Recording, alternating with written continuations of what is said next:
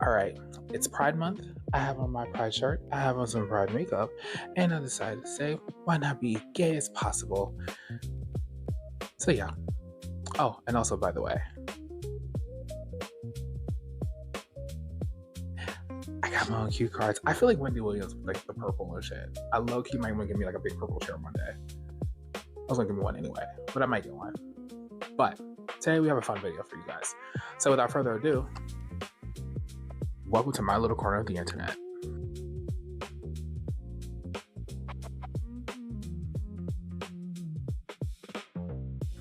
Let's jump right into it. All right, so this is gonna be kind of interesting because I've never had cue cards before, and to actually have my own is kind of cool. So I kind of like that. I have my own cards, my own little name on it, and everything like that. My own little signature purple and everything. So if you see me not really looking at the camera, you'll know why.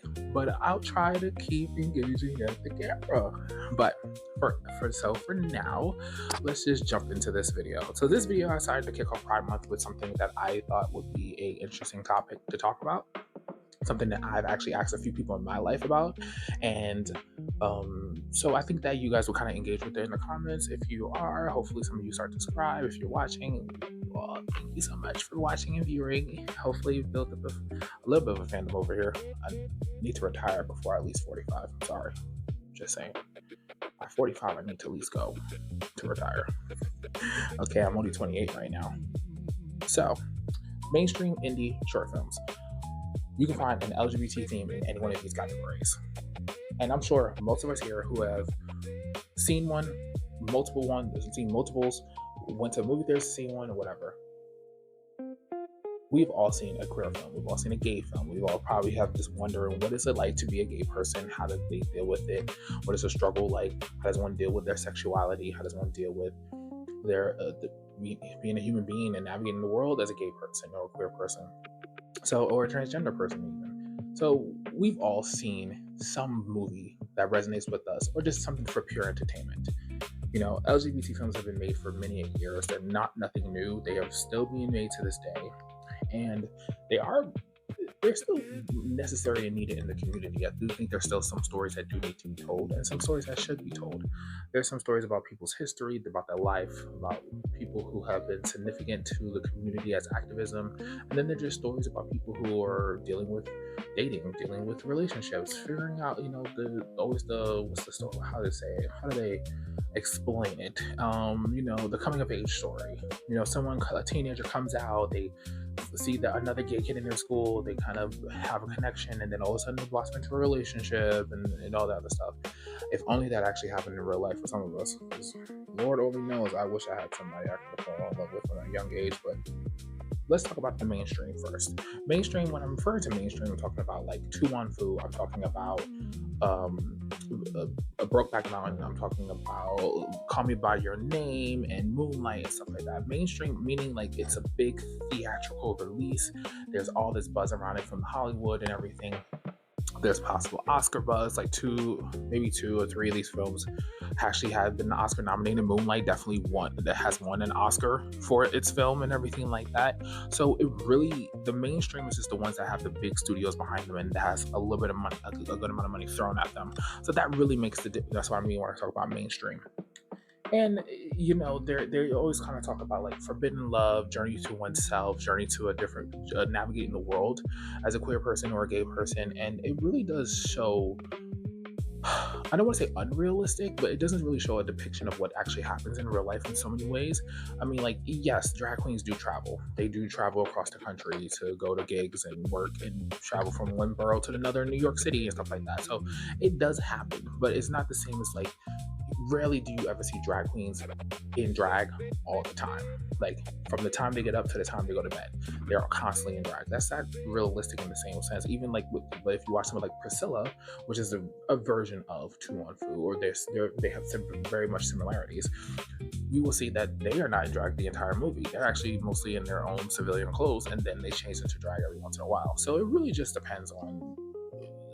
It's really just interesting how the dynamics of those two movies are kind of really, really different. So I've seen at least 3 of these films. In my personal opinion, I think that they are very relevant to this day. I think they're still important, and some of them are just pure entertainment. Like I watched one at least every once in a while, I have to throw it on and be like, I need to just recite the lines of this movie because it's just so funny. Like, oh, Vita works out. You don't know how many times I have turned to my friend Courtney and have said that same sentence for no reason, just because. Not. It's a silly line. It's a stupid line, but it's a great fucking line. That whole movie is just full of iconic quotes that just like stand the test of time. So mainstream films like that really get a lot of recognition and a lot of support from the vast majority of people, and also kind of like, let's say, even take like Heated Rivalry, which is fairly new on the block, and everyone's just eating it up, and it's already got a season 2 and everything like that. And yes, I did watch it. I didn't watch the last 2 episodes. Sorry, I was busy doing other things. Life was happening. But yes, that is a well adapted show, and it's entertaining, and it's something fun to watch, but it's not new to me. Like, it's just something I've seen before. I've seen so many series where they have 2 beautiful males being the lead, and they're living a secret life or a happy life. It really just depends. So then we kind of get into indie films. Indie films have a different standard to them in the many ways. Indie films are kind of like Saved with Mandy Moore in it. There's Broken Hearts Club that starred Dean Cain.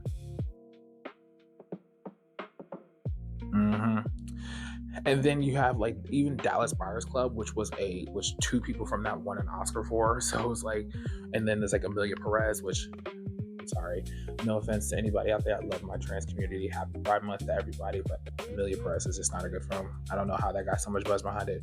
And then it's films like that are more indie projects that are really backed by just crowdfunding or like sourcing funding for it and everything like that, and it's not really pushed by a big studio. They are a studio, obviously, but when we talk about the big studios like Warner Brothers and stuff like that, they're an MGM, I think that's still around. That's what I'm referring to. But indie projects really kind of get funded by themselves and everything. One thing that I've noticed about indie projects is that some of them tend to have the same storyline. Sometimes the plot can be very much similar in so many ways. There's a lot of movies that kind of fall on the tropes of if there's struggling with their sexuality, they're young and everything like that, and they have to come out, and then they worry if their family's going to love them, and either their family accepts them or they disown them and everything like that. Or it's a gay boy who lives in a small town, and he finds out that the person who has a crush on him is like the jock of the high school or something like that. Or someone trying to navigate the world as an adult, as a gay man, and they really can't figure out how to have friends, whether they live in Los Angeles or LA, and they're trying to find their tribe and their people and everything like that. So some of them do fall for the same tropes, and I think those stories are important to tell because they are showing real things that actually happen to real people. Like when you're someone who is dealing with your sexuality and you kind of don't have friends around, it is hard to really kind of navigate the world because you feel lonely. You don't know if you have a place that you fit into. So showcasing those films are necessary. And it shows that, yeah, you're going to feel alone for now, but there's a possibility that you can find people out there who are just like you, who are looking for friends, who are looking for your family, your chosen family, and eventually you will find them. And I think that that's important. Those films are important. But what I would say is that there are some films that I feel like maybe to pick certain things in a way that kind of isn't the best. So there are some films that I feel like do a good job actually depicting real situations that happen to most queer people in real life. But then there's other ones that like try to do the same song and dance. I'm going to repeat a quote that I kind of cut down a little bit just because it's a little bit too long. So I had to cut it down a tiny bit just to fit it into the video. And it's from my friend LaShawn. And he says some gay films tend to keep doing the same song and dance, dealing with coming out, struggling with sexuality, which is important, but becomes too formulaic. And just like I said before, they do become formulaic. They do become similar films. Like there's so many films that are just the same over and over and over again. Some of them, like, no, not even trying to disrespect the series, but like the Eating Out series, eventually, basically, they're all the same film. And I'm gonna be real. I don't get why you guys like them. Not you guys. My audience is full of black people. Perfect. To my white followers, no shade, not one bit.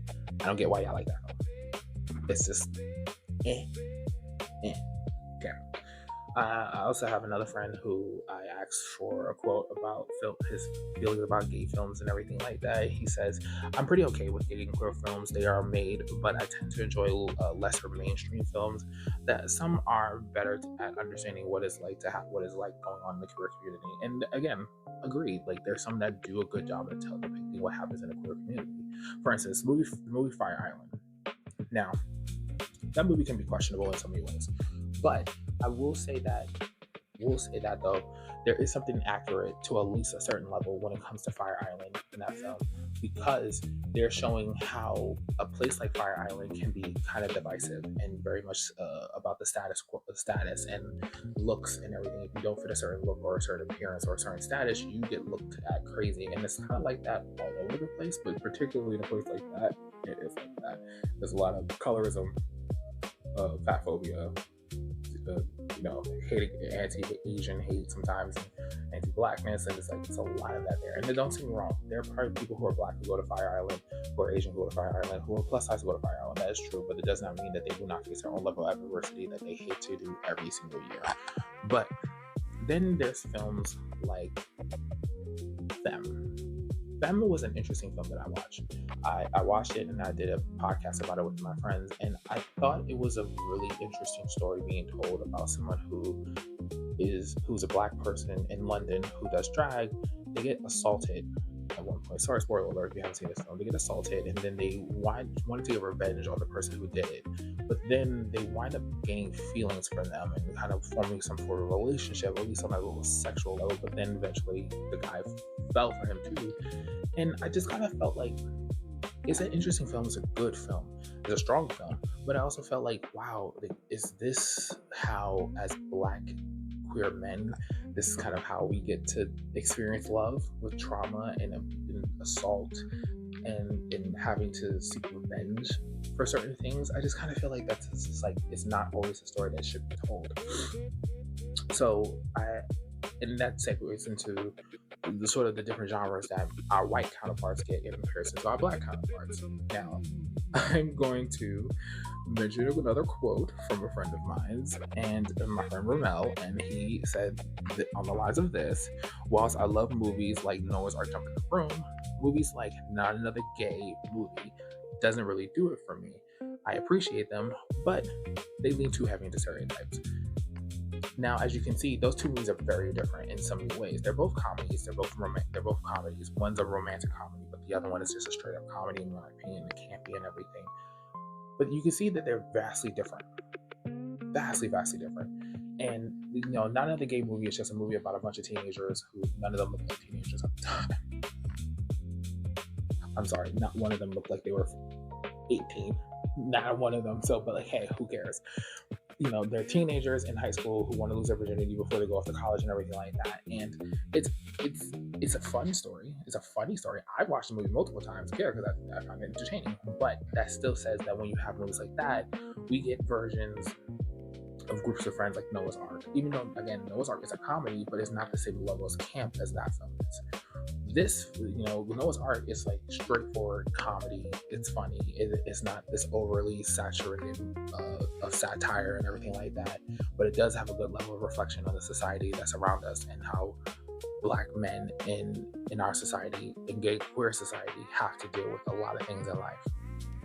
So I look at movies like Noah's Ark Jump in the Room and I resonate with it more than anything else. And since we brought that up about how there's like a dichotomy between those two, I want to mention one last quote from a friend of mine, Nico, who said, "Most gay films tend to be similar tropes. You aren't allowed to be happy unless a white man is in it. When a film centers around a white man, they are given grace to have range, such as being in horror films, holiday movies, and comedies. But black-centered films, they tend to relegate to trauma and only shows the struggles, but never shows the same grace as a human being." Now, I do agree with that. When I've seen there's not many black queer films out there. There are a good amount of them, but there's not a lot that really just centers around two black men falling in love. Like, yes, we have Moonlight. Moonlight is always going to be great in Noah's Ark, but for every one Noah's Ark film we get, for every one Moonlight we get, there's at least 10 white centered films where if there is a black lead in it, if there's a black person in it and they're the lead or something, they have to have a white counterpart. They can't be two black men falling in love with each other. Like, and I guess because lived experiences are vastly different, but like I've never seen a holiday movie with two black men who one of them has to go back home with their boyfriend to meet their family, and they have to deal with living with all of that nonsense and madness. Whereas like you see a movie like what Michael Urie did for Christmas, he brought his best friend back for the holidays, but they fell in love and X Y Z. It is very interesting to see that there's differences in how there's now we have now we have queer holiday films, we have queer horror films, we have all those things, and sometimes there is a black person in it, sometimes there isn't, but there's often always like centered in those films. And whilst there are so many films that to me, even black films, are very tropist, stereotypical. You have movies like The Skinny, which is not one of my favorite movies because it's made by the same guys who made Noah's Ark. It's not personally my favorite movie, but I understand the significance of it. You have movies like, was it B-Boy Blues? I believe that's what it's called. Forgive me if I don't remember. But movies like that, it's like there's all this heavy emotionalness to it. And it's kind of just constantly reminding us that we all deal with the struggles and the pain of being a black man in a society. I would love to see a film where either someone's plus size, someone who isn't plus size, someone two beautiful black men who are just living life happily. They're camp, they're fun, they can make jokes, they have sarcasm. It's set in Atlanta, it's set in New York, it's set in Miami, like something that showcases us other than just the serious, sad, trying to figure out everything. Like, I want jokes, I want humor, I want some shenanigans, I want them to get into some mess that they have to figure themselves out of. Like, I want things like that. And I feel like that's one of the issues that I do take with black queer films nowadays. And there are some out there that are probably doing that, trying to get that off the ground. But I also can understand that producers, people who create these things, they want to show that black men are humans and we feel real emotions, and that is important, that is showcased. But I also say we can be funny, we can be humorous, we can be in horror, we can be in sci-fi and anime, I think. And yes, black gay men have been able to be in those, like, Coleman Domingos and films and everything like that. I think Star Trek had a gay character and he was a black male and everything. And so there are strides being made, but I still think that when it comes to sort of the film aspects, not just being a side character, the film aspects, we should be able to have more. So I wanted to ask a question at the beginning of this, but I forgot. But the question was, are gay films good? And to the answer that, after all the things that I've said and how I've kind of come to the conclusion of it, I think they are. I think they're still good. I think some of them are really bad. I think they're poorly acted and kind of piss poorly made and everything. And you can tell, it's so obvious when you can see someone trying to act, whether someone who knows how to act. And so I think that a lot of them are still relevant and still good and still needed. I will still watch Noah's Ark. I will still watch like Tu Wong Fu. I will still watch, even though that has a white lead in it, but still, it doesn't matter. It's certain films I will still continue to give my time to. I tend to like a lot more international films. There's a film called Being 17 that I really enjoy watching and everything like that. So that's one of my favorite films. Please leave a comment down below. Tell me which one of your favorite queer films or gay films that you've watched in the past. And also short films as well. I love looking up on YouTube on short films. Every once in a while I click on one and just say, let me just watch this for comfort because it's kind of cute and fun. I've seen one of them, which goes back to what I said about how for a black person in it, they has to have a white counterpart. And the short film was about this black kid. He was like 13. He was going to a school dance and his date was a white boy. And I just kind of just went, we really couldn't find anybody else. Like, listen, love, interracial love, go where you are loved. That's what my friend Starmother says. I have one more quote before we go. It's from my dear friend Starmother. And basically, they state that I feel like we are in an age where there's more POC LGBT stories told that are giving more people the cutes and the mid dramas without the trauma. But also in the modern state of conservative movement across the world, a lot of stories are still leaning towards the trauma of being LGBT, because it is traumatic to be so, for a lot of POC members of the alphabet community. I, for one, love a good tragedy, though, because it reminds me why we fight more.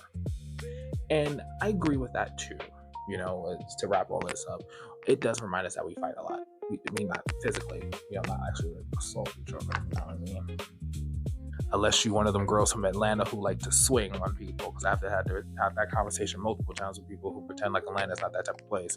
New York is too, don't get it wrong, but still, there's a lot of stories that do remind us that we can overcome a lot. We can have a happy ending and everything, but I think there's still some times where I wish that we didn't always have to have our fists ready to be balled up and ready to swing on somebody to defend who we are. I wish sometimes we can just navigate the world a lot easier, but sadly, because of the current state that we're in, this is what we get.